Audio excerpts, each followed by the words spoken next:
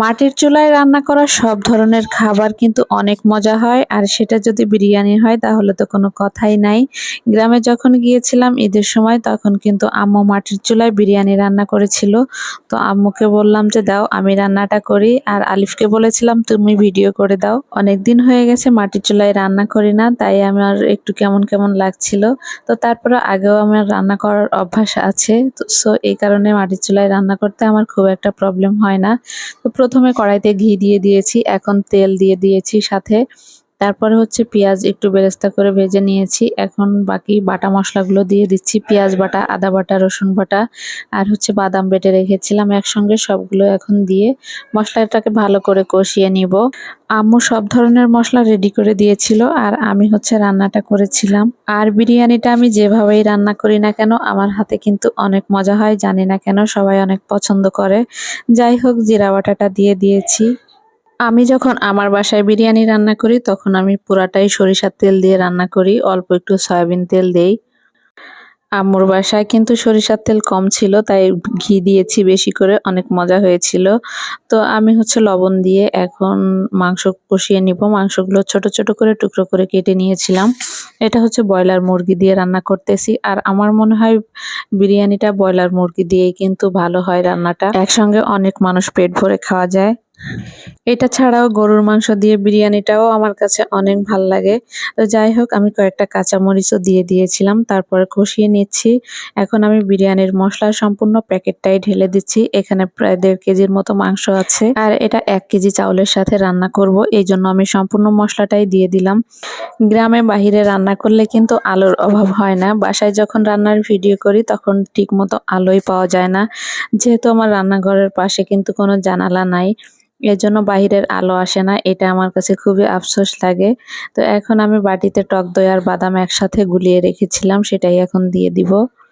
মাঝে মাঝে হুটহাট করে বিরিয়ানি রান্না করলে অনেক সময় টক দই থাকে না বাসায়, তখন আমি দুধ দিয়ে আর তেঁতুল দিয়ে ভিজিয়ে রেখে টক দই বানিয়ে সেটাও দেই। আবার যদি ঘরে মিষ্টি দই থাকে সেটাও আমি দেই। মিষ্টি দইটা দিলে কি হয়, বিরিয়ানির শেষ দিকে হচ্ছে যে চিনিটা দেওয়া হয় ওই চিনিটা না দিলেই হয়ে যায়। তো আপনারাও চাইলে এই টেকনিকটা ফলো করতে পারেন যখন বাসায় অন্য কোনো দইয়ের ব্যবস্থা বা টক দইয়ের ব্যবস্থা না থাকে। টক দই দেওয়া হয়ে গিয়েছে, এখন অনেকটাই পানি ছেড়ে দিয়েছে, আমি কিন্তু আলাদা কোনো পানি ব্যবহার করিনি। আর মাংসটাও কিন্তু অলমোস্ট সিদ্ধ হয়ে গেছে, আর কিছু সময় থাকার পরেই আমি কিন্তু মাংসটাকে এখন নামিয়ে নিব। তো মাংস নামিয়ে নিয়েছি, এখন চাউলটাকে কষিয়ে নিব, তারপরে বিরিয়ানির পুরো রান্নার প্রসেসটা শেষ করে নিব। আবারও আমি হচ্ছে বড় একটা পাতিল নিয়ে নিয়েছি, সেই পাতিলের মধ্যে ঘি দিয়ে দিলাম। ঘিয়ের সাথে আরো হচ্ছে সয়াবিন তেল মিলিয়ে দিলাম, কারণ বেশি তেল না দিলে কিন্তু ঘি যতটুকু আছে এতটুকু ঘিতে রান্নাটা কমপ্লিট হবে না। আর চাউলটা আগে থেকে ধুয়ে রেখেছিলাম, সেটাই এখন দিয়ে দিচ্ছি। দিয়ে এখন চাউলটাকে ভালো করে কষিয়ে নিব। আর চাউলটা যখন হচ্ছে ভাজা ভাজা হয়ে যাবে, কড়াইয়ের ভিতরে যখন ঝনঝন ঝনঝন একটা আওয়াজ হবে, ওই সময় বুঝতে হবে যে চাউলটা কষানো হয়ে গেছে।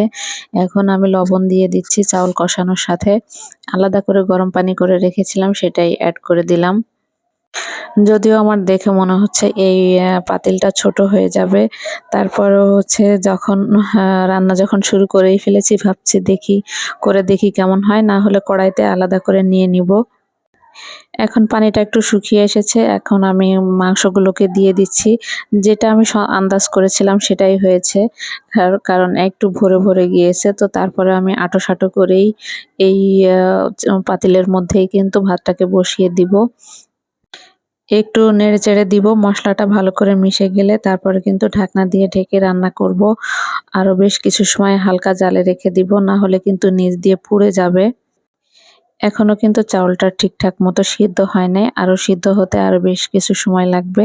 এখন আমি কিছু কাঁচামরিচ দিয়ে দিচ্ছি, এই পর্যায়ে বেরেস্তা ভেজে রাখলে সেটাও দেওয়া যায়। আমার বিরিয়ানি রান্নাটা কমপ্লিট, এখন অপেক্ষার পালা। ঢেকে তারপরে ঘরে চলে যাচ্ছি ফ্যানের বাতাসে, যেহেতু রান্না করে অনেক গরম লেগেছে। তো আয়রা দেখলাম বেশ কিছু ফুল নিয়ে এসেছে, ওর সাথেই আমি দুষ্টুমি করতেছিলাম। আর সেই সাথে ভিডিও থেকে বিদায় নিচ্ছি।